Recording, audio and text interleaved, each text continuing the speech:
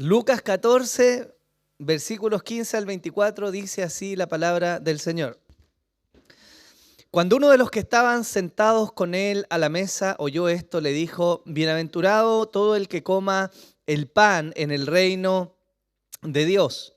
Pero él le dijo: Cierto hombre dio una gran cena e invitó a muchos.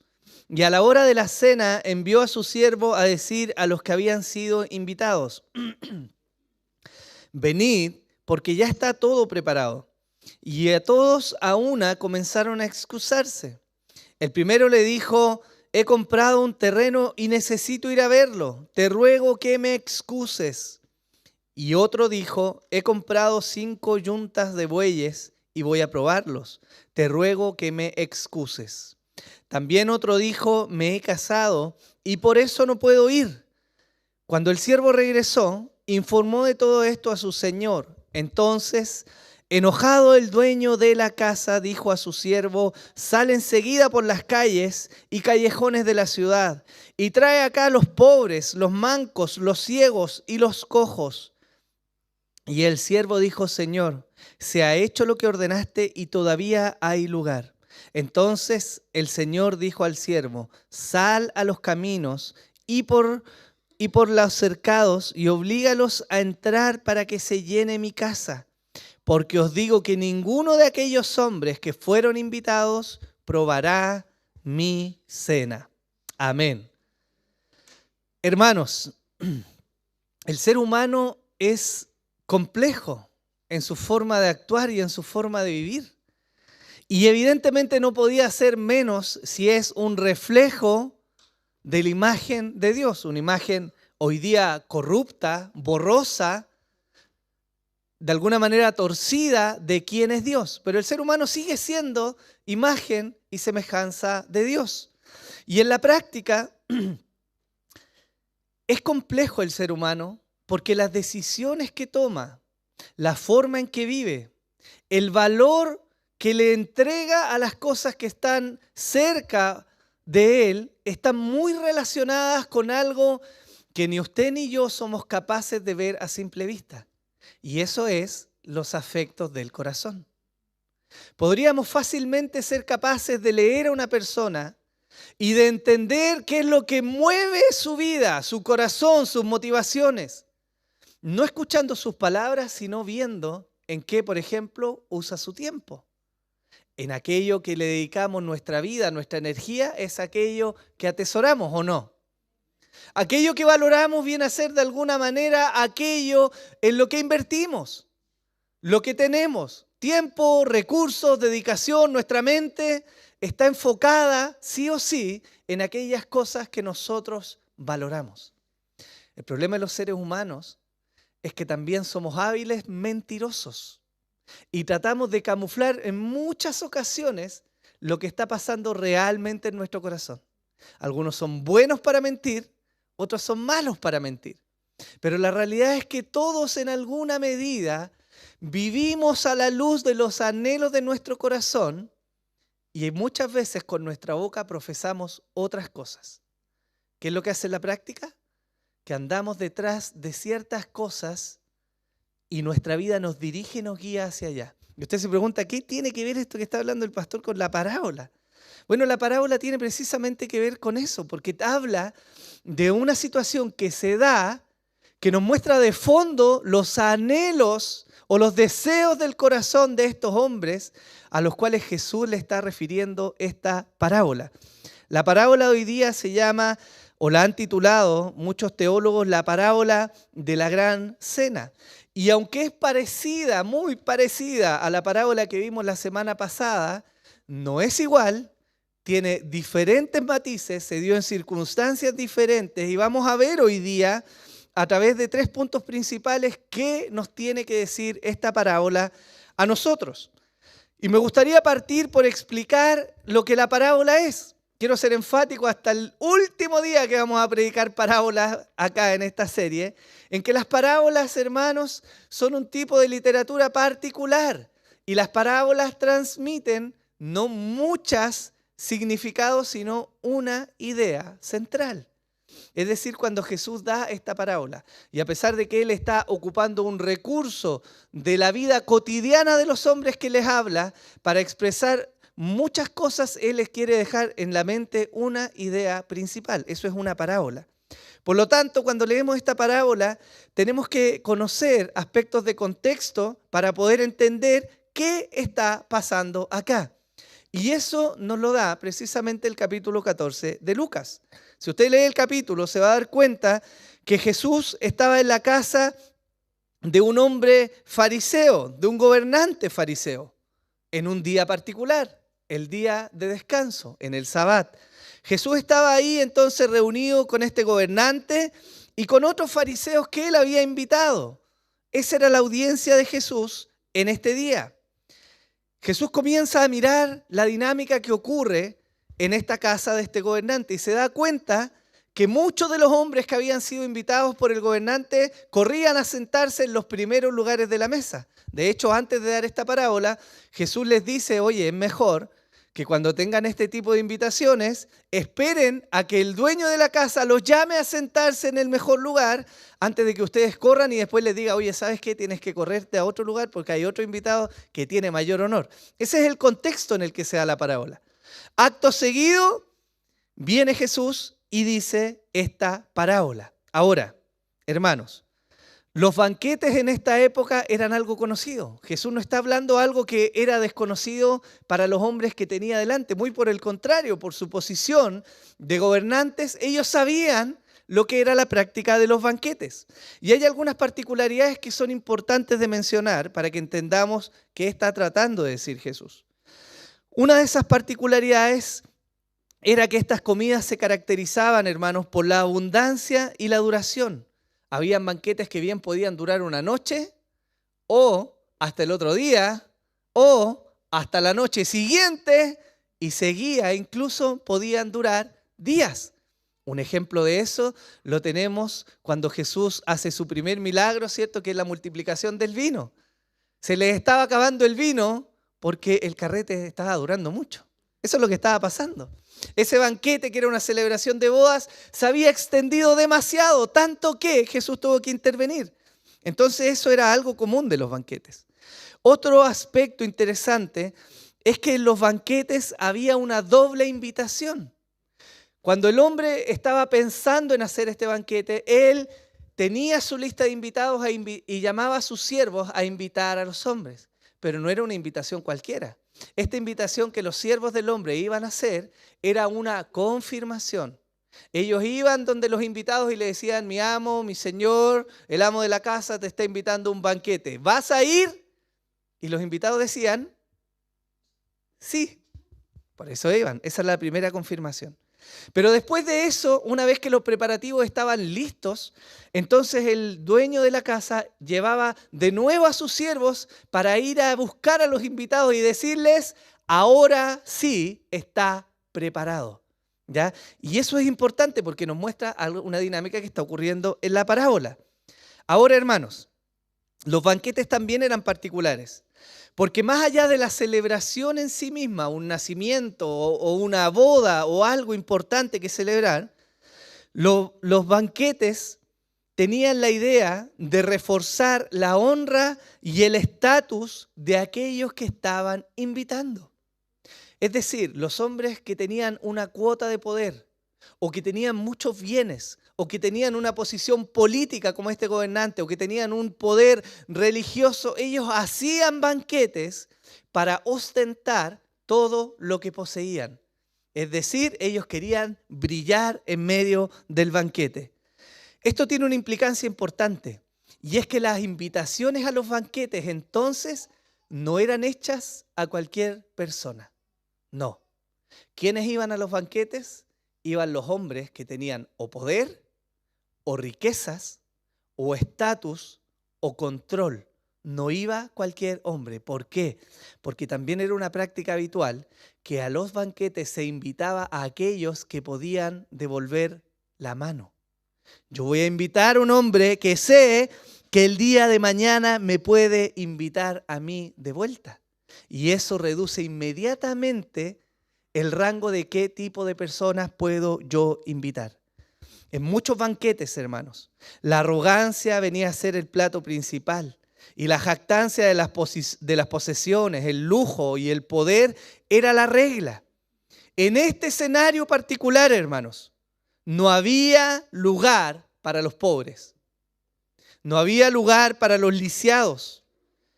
Los banquetes no eran un lugar para los marginados. Era imposible llegar a pensar, hermanos, que ellos iban a estar sentados en un banquete porque no tenían absolutamente nada que ofrecer. No iban a compartir la mesa con los rabinos, con los gobernantes, con los hombres ricos de la ciudad. Eso es una particularidad de los banquetes y nos da contexto de lo que la parábola está diciendo. Pero hay algo más que es muy relevante, y es que los banquetes de todas las prácticas judías tenían en particular una importancia o un significado escatológico para los judíos. Cuando venía una figura del banquete, no era solo sentarse a comer, no era solo que iba a haber carne y delicias preparadas en la mesa y una buena conversación y quizás algún contacto político para hacer algún negocio, no. Sino que los banquetes para los judíos tenían un significado escatológico muy importante. Mateo 8, versículos 5 al 12 nos dice así: y cuando entró Jesús en Capernaum, se le acercó un centurión suplicándole, diciendo: Señor, mi criado está postrado en casa, paralítico, sufriendo mucho. Y Jesús le dijo: yo iré y lo sanaré. Pero el centurión respondió y dijo: Señor, no soy digno de que entres bajo mi techo, mas solamente di la palabra y mi criado quedará sano. Porque yo también soy hombre bajo autoridad, con soldados a mis órdenes. Y digo a este: ve y va, y al otro: ven y viene. Y a mi siervo: haz esto, y lo hace. Al oírlo Jesús se maravilló y dijo a los que le seguían. Miró al centurión y habló a la audiencia en ese momento. ¿Qué les dijo? Dijo: en verdad os digo que en Israel no he hallado a nadie con una fe tan grande. Os digo que vendrán muchos del oriente y del occidente. ¿Y qué dice ahí? Y se sentarán a la mesa, ¿con quiénes? Abraham, Isaac y Jacob. ¿Dónde? En el reino de los cielos. Pero los hijos del reino serán arrojados a las tinieblas de afuera, allí será el llanto y el crujir de dientes. Jesús entendía que para los judíos el banquete, de alguna manera, tipificaba una visión escatológica que era la reunión final con Él en la gloria. Por lo tanto, la práctica de los banquetes tenía un significado muy profundo para ellos.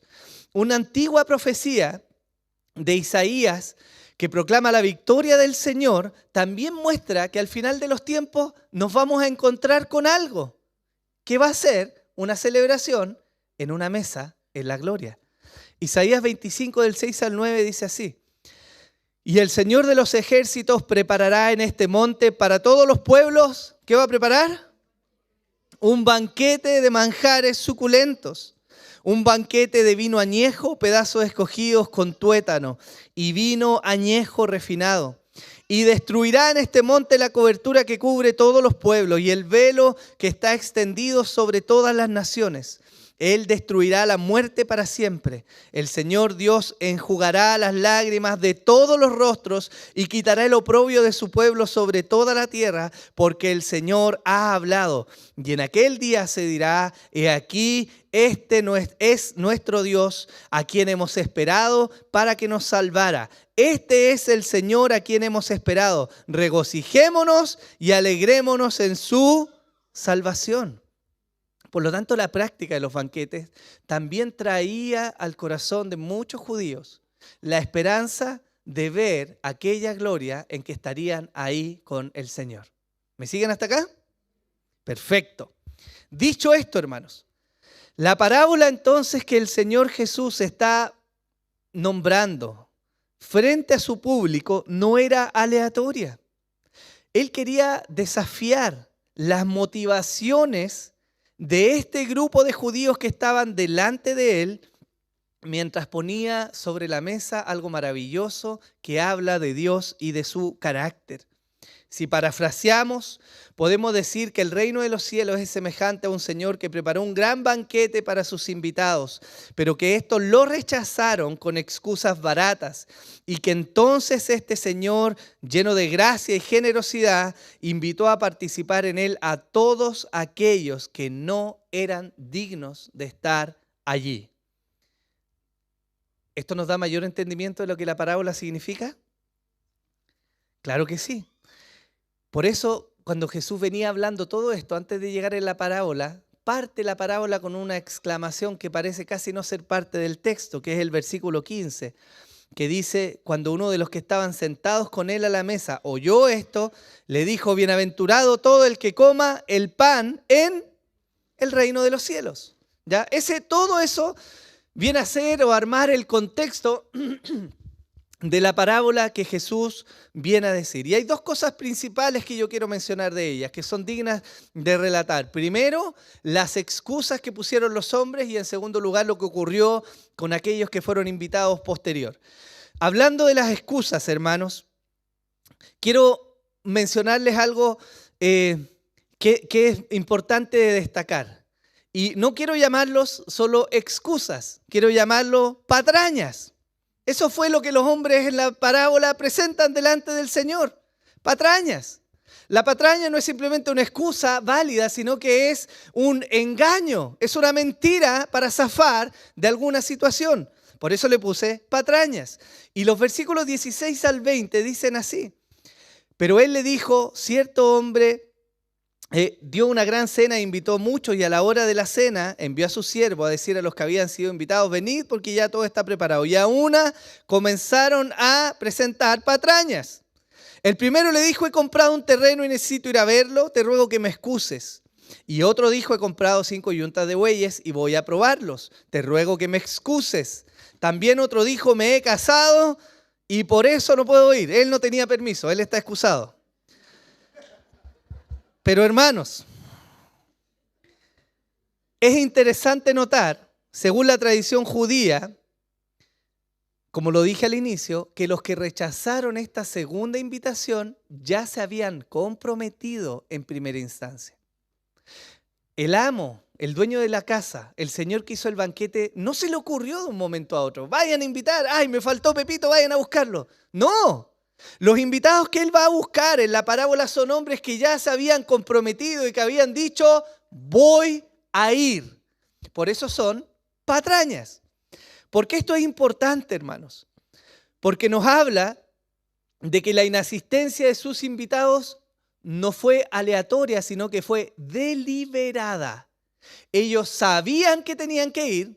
Ellos se habían comprometido con una fecha y una hora para asistir a un banquete y deliberadamente dijeron, no vamos a ir. En los estándares de la época, esto no es sino una gran ofensa pública. Ellos no solamente rechazaron la invitación, sino que ellos ofendieron públicamente a aquel que los había invitado. Fue una gran ofensa para el señor de la casa. ¿Por qué yo hice una introducción hablando de la complejidad del ser humano? Porque aquello que nos importa va a mover nuestras vidas o no. Por lo tanto, si ellos inicialmente dijeron vamos a ir y después presentaron estas patrañas, lo que nos muestra finalmente es que en sus corazones este hombre que les había hecho esta invitación generosa no era importante para ellos. A ellos no les interesaba compartir con este hombre. Y a pesar de que se habían comprometido, finalmente su corazón los terminó moviendo más a lo que ellos realmente anhelaban, vivir para sí. Juan 8:37 nos dice lo siguiente: sé que sois descendientes de Abraham y sin embargo procuráis matarme, porque mi palabra no tiene cabida en vosotros. Cuando Jesús da esta parábola, al igual que la parábola que vimos la semana pasada, Él tiene delante suyo a los judíos. Y lo que Él está haciendo con esta parábola es desvelar lo que pasa en sus corazones, pero también los está desafiando, porque les está diciendo directamente a la cara que ellos son el pueblo que no quiere estar, aquellos que no están vestidos dignamente, aquellos que rechazaron la invitación. Él está confrontando a los judíos de su tiempo. De hecho, fíjense que por esta parábola y otras, los judíos más se enardecían con Jesús porque sabían que estaba hablando ¿de quién? De ellos. Ellos entendían la parábola y sabían que estaba hablando contra ellos. ¿Ok? Por eso este texto que les leí recién es Jesús declarando por qué ellos no lo quieren recibir, porque su palabra no tiene cabida en ellos, porque Jesús no es importante para ellos. En otra acusación a su pueblo, Jesús también habló esto, en Mateo 11, del 16 al 19. Pero ¿con qué compararé a esta generación? Es semejante a los muchachos que se sientan en las plazas, que dan voces a los otros y dicen, os tocamos la flauta y no bailasteis, entonamos endechas y no os lamentasteis. Porque vino Juan que no comía ni bebía y dicen, tiene demonio. Vino el Hijo del Hombre que come y bebe y dicen, mirad, un hombre glotón y bebedor de vino, amigo de recaudadores de impuestos y pecadores. Pero la sabiduría se justifica por sus hechos. Lo que Jesús está haciendo ahí es confrontar a este pueblo que se excusa, que reclama, que se queja, que no le gusta ni de una ni de otra forma venir al Señor.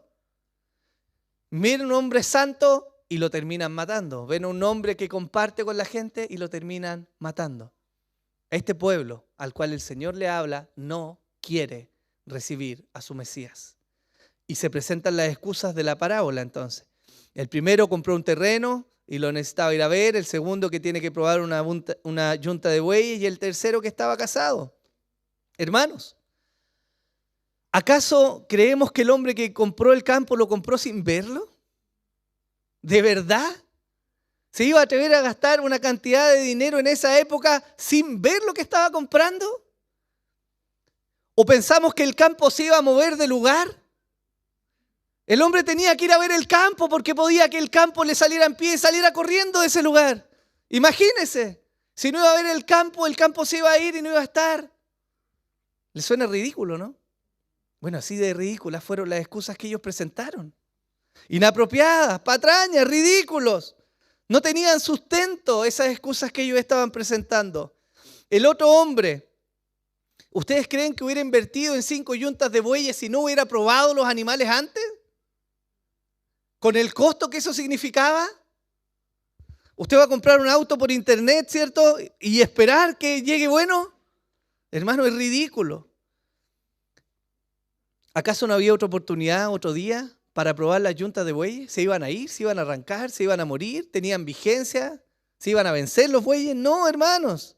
Eran excusas baratas. El tercero, usted dice, este sí está justificado. No. ¿El matrimonio fue de un día para otro? ¿Habrá sido que iba caminando por la calle y de repente vio una mujer y dijo, Dios me dijo que nos íbamos a casar, vamos al tiro, casémonos ahora y celebremos y no hay tiempo para nada más? ¿Habrá sido así? ¿O acaso el matrimonio mismo lo eximía de participar en el banquete?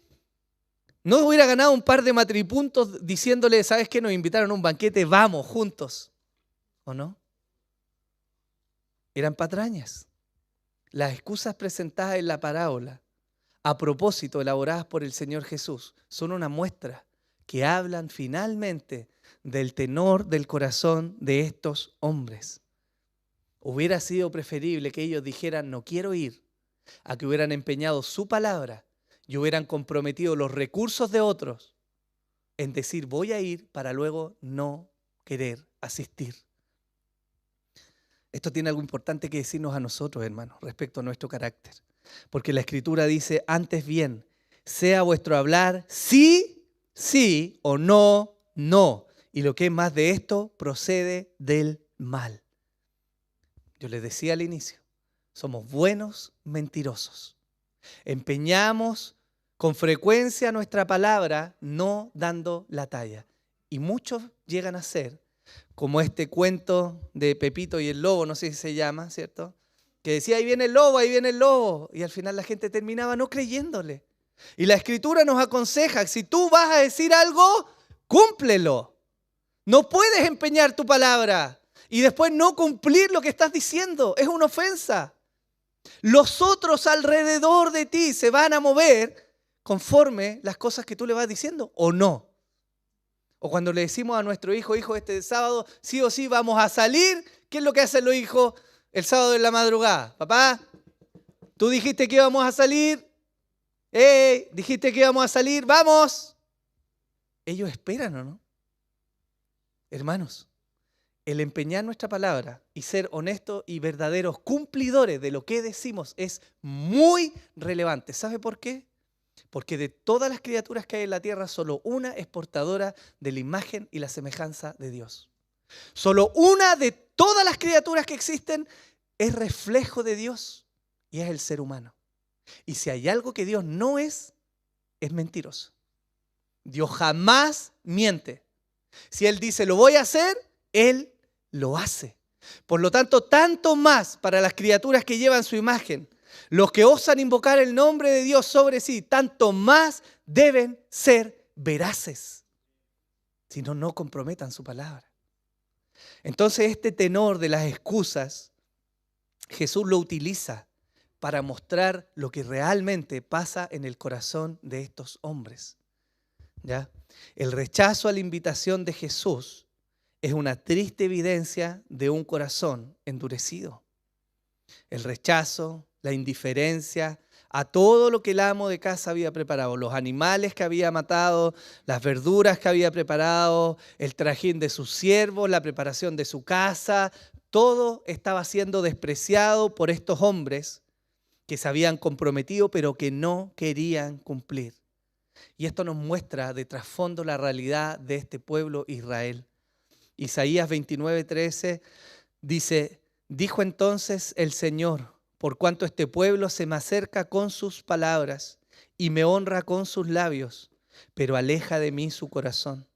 Y su veneración hacia mí es solo una tradición aprendida de memoria. La dureza del corazón, hermanos, las consecuencias del pecado no van a traer sino ruina y condenación al ser humano.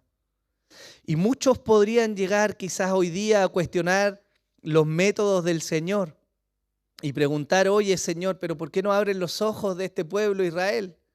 ¿Por qué el Señor, siendo poderoso, si Él sabía quién iba a salvar, no vino y obligó a este pueblo a abrir los ojos? Pero hermano, ¿no es evidente que Él llama una y otra vez? ¿No nos muestra la historia de Israel que Él buscó al pueblo una y otra y otra y otra y otra vez, incansablemente por cientos de años? Pero este pueblo no quiso ir al Señor. Isaías 65 es un capítulo que nos habla con crudeza de la historia de Israel. Y lo vamos a leer completo.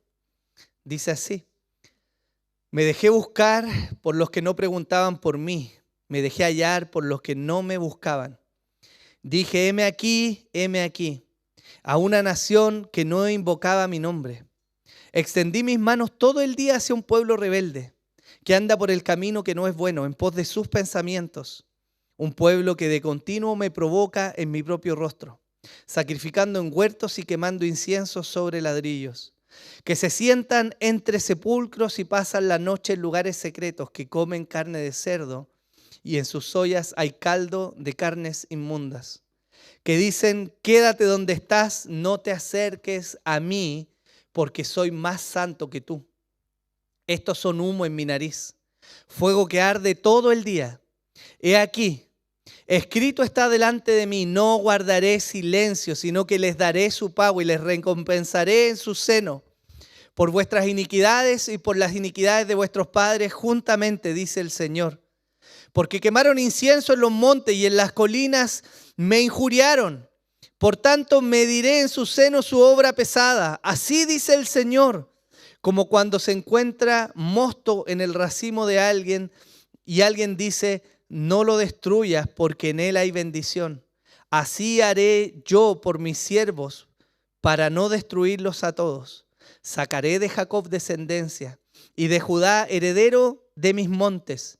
Mis escogidos le heredarán y mis siervos morarán allí. Sarón será pastizal para ovejas, y el valle de Acor para lugar de descanso de vacas, para mi pueblo que me busca. Pero vosotros que abandonáis al Señor, que olvidáis mi santo monte, que ponéis mesa para la fortuna y que preparáis vino mezclado para el destino, yo os destinaré a la espada.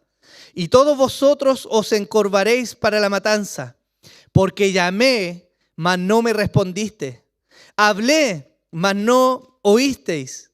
Hicisteis lo malo ante mis ojos y escogisteis aquello que no me complacía. Por tanto, así dice el Señor Dios: he aquí, mis siervos comerán, mas vosotros tendréis hambre. He aquí, mis siervos beberán, mas vosotros tendréis sed.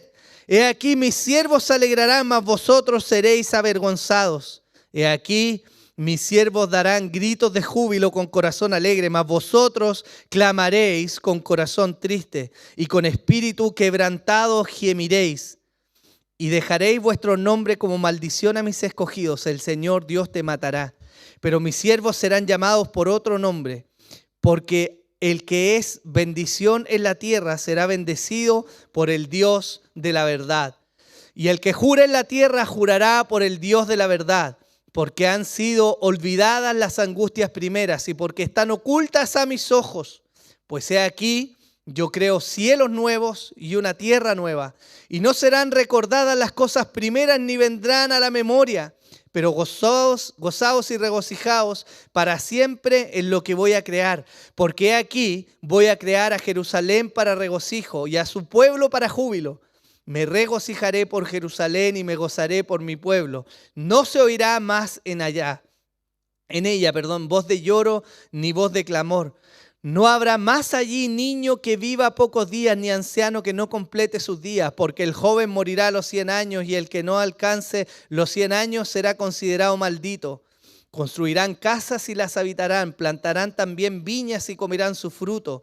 No edificarán para que otro habite, ni plantarán para que otro coma, porque como los días de un árbol, así serán los días de mi pueblo, y mis escogidos disfrutarán de la obra de sus manos. No trabajarán en vano, ni darán a luz para desgracia, porque son la simiente de los benditos del Señor, ellos y sus vástagos con ellos.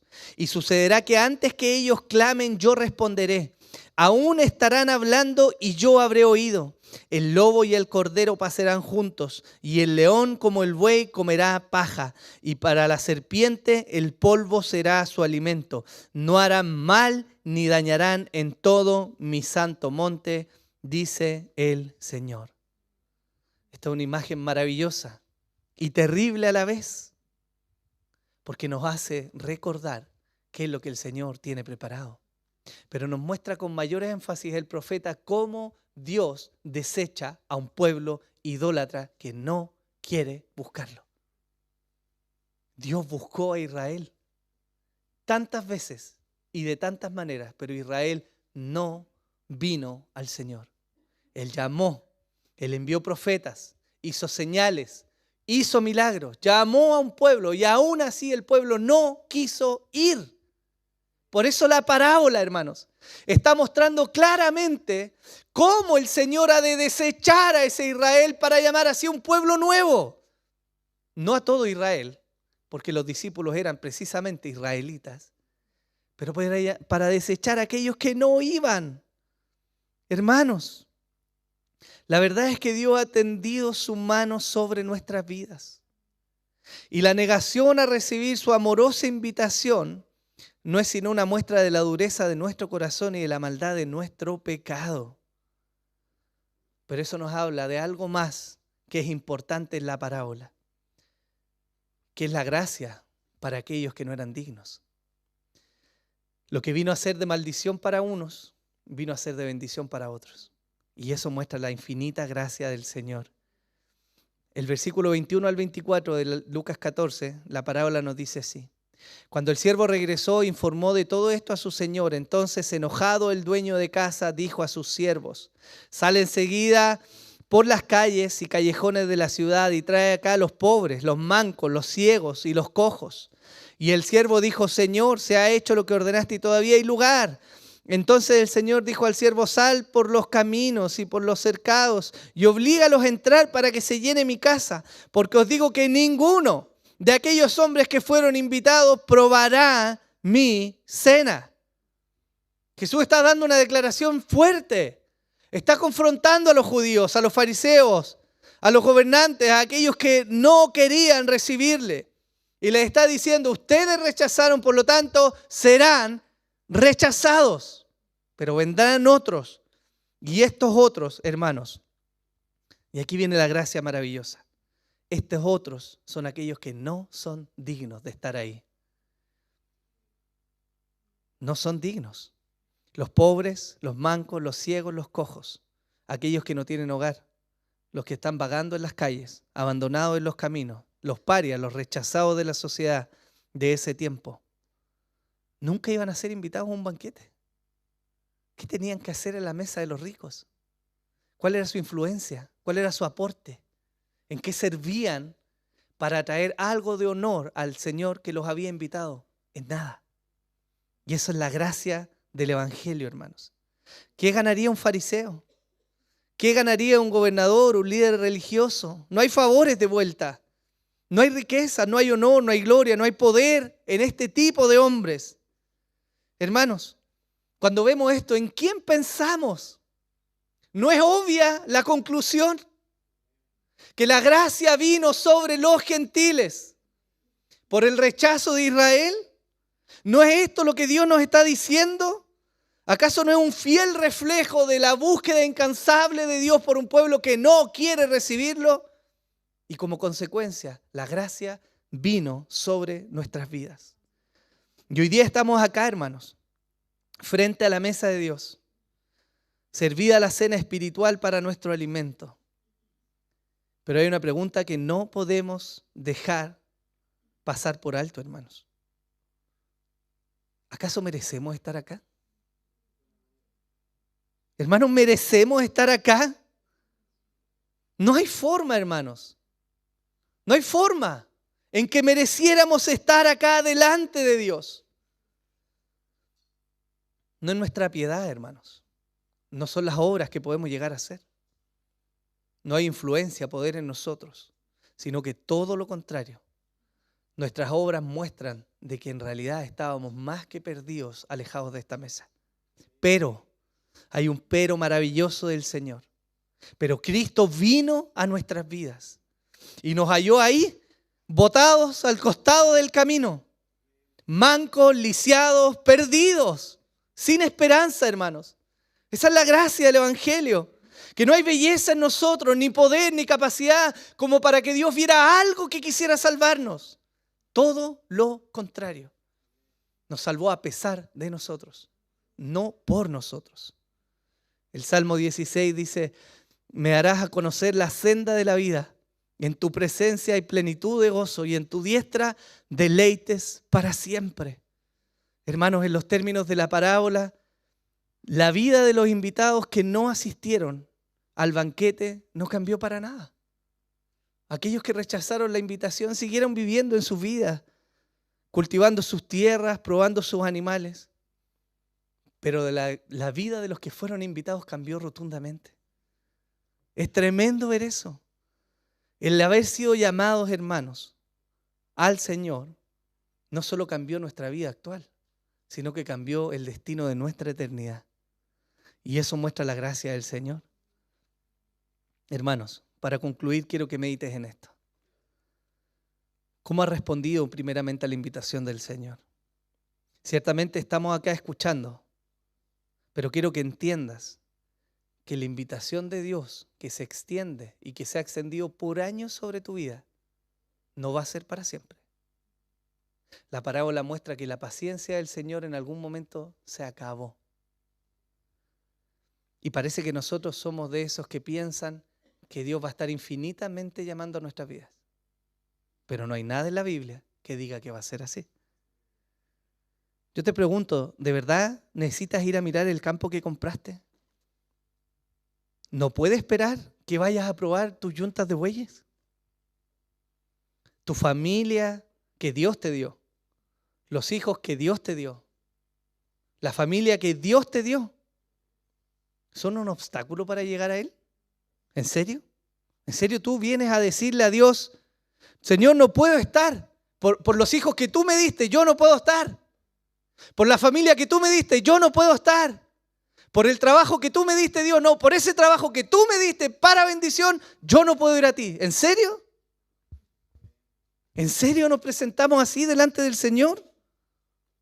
Hermanos, ¿hasta cuándo vas a aplazar a Dios en tu vida? Dios no es un accesorio, hermano. Su llamado ha sido misericordioso y lleno de gracia, pero no va a durar para siempre. La parábola tiene un sentido escatológico importante y concluye diciendo, y los que fueron invitados no probarán jamás este banquete. Ellos fueron excluidos. Muchos judíos hoy día permanecen en su soberbia pensando que son el pueblo de Dios y que en algún momento Dios los va a llamar. Pero el Mesías vino hace rato y lo rechazaron. Y la salvación se abrió a los que no eran parte del pueblo para ahora ser un solo pueblo. Pero en la aplicación yo quiero que tú medites, hermano. ¿Hasta cuándo vas a despreciar el llamado que Dios hace en tu vida? ¿Hasta cuándo vas a seguir pensando que va a haber otro día y otro día y otro día y mañana sí y la próxima semana y otro día y tal vez adelante? Quizás cuando termine mis proyectos, mis trabajos, cuando orme mi vida, cuando esté edificado mi proyecto, ahí voy a ir a Dios. Pero no hay nada que te asegure que tú vas a llegar. Lo que sí sé es que hoy día es el llamado del Señor. De eso sí tengo claridad. El Señor hoy día está llamando. Hoy día está buscando. Hoy día ha extendido su gracia y su misericordia. Hoy, ¿cómo va a responder al llamado del Señor? Eso es una reflexión. Y lo otro, hermano, es que quiero decirte que eres de verdad, sincera e increíblemente amado por Dios. A diferencia de la parábola, en que el Señor fue a buscar a los que encontró en el camino, los que llegaron, Él no los conocía. El damo de casa fue a llamar, busca, el que sea, cualquiera que esté afuera, tráelo, no importa. No los conozco, no sé quiénes son, pero la comida no se va a perder. Él los fue a buscar. Eso muestra la parábola. Pero a diferencia de eso, nosotros no somos así. Dios no solamente, hermano, nos fue a buscar, sino que nos amó. Primera de Juan 4:10 dice, en esto consiste el amor, no en que nosotros hayamos amado a Dios, sino en que Él nos amó primero y envió a su Hijo como propiciación por nuestros pecados. Él nos amó. Y es cierto, hermanos, que fuimos llamados siendo débiles, pecadores y lisiados espirituales. Pero aún esa realidad nos aplaca la verdad de que Dios ama a su pueblo. Él ama a los que ha salido a buscar. Y eso es maravilloso. La gracia de Dios en Cristo, hermanos, se extiende mucho más alto que los pecados nuestros. Y llega mucho más profundo en nuestro corazón que la corrupción que hay en él. Quiero que pienses que la cruz, los clavos, los azotes, los escupos, los golpes, el menosprecio, la crueldad, el abandono y todo lo que vivió Jesús, no lo hizo simplemente por cumplir, sino que Él es Dios. Y si hay algo particular de Dios es que la Biblia nos dice que Él es amor. Él no fue movido por una emoción. Nada externo lo llamó. Él en sí es amor. De sí brota toda bondad.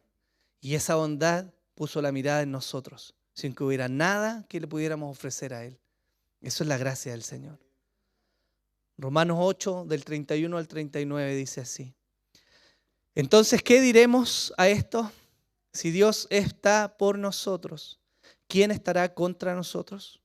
El que no eximió ni a su propio Hijo, sino que lo entregó por todos nosotros, ¿cómo no nos concederá también con Él todas las cosas?